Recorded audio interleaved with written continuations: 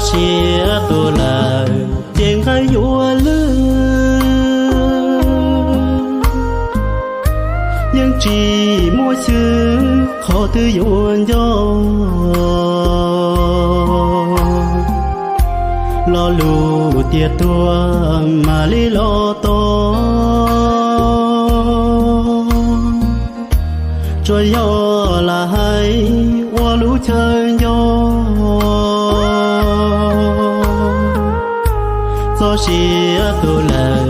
chế mua nhưng chỉ mua đan do chỉ tao li lo lù tiệt to sau kế khâu li cho yo là hay ta lu xia chỉ thầu nâng yo tư chỉ xí to do lu che câu lời chỉ do ca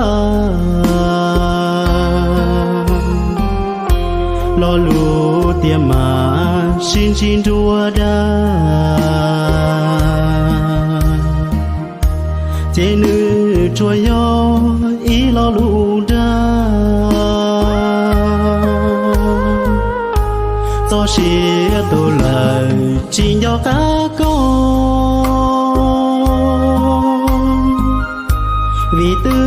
muôn tròn trầu cá trư nhỏ gió qua tràn gió cá lon thia con sau nâng chỉ tao đua đã chỉ to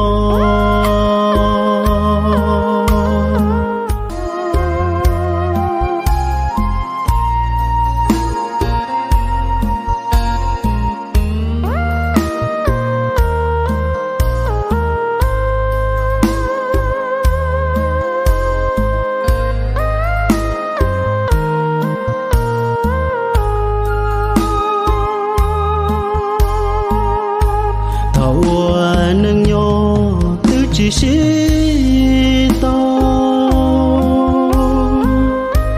do lu che câu lời chỉ do ca lo lu tiệm mà xin đua đa chế nữ chua yo ý lo lu đa do xia tu lời chỉ do cá con vì tư muôn tròn trầu cá trư nhỏ gió qua tràn gió cá lon thia con sau nâng chỉ tao chúa đã chỉ to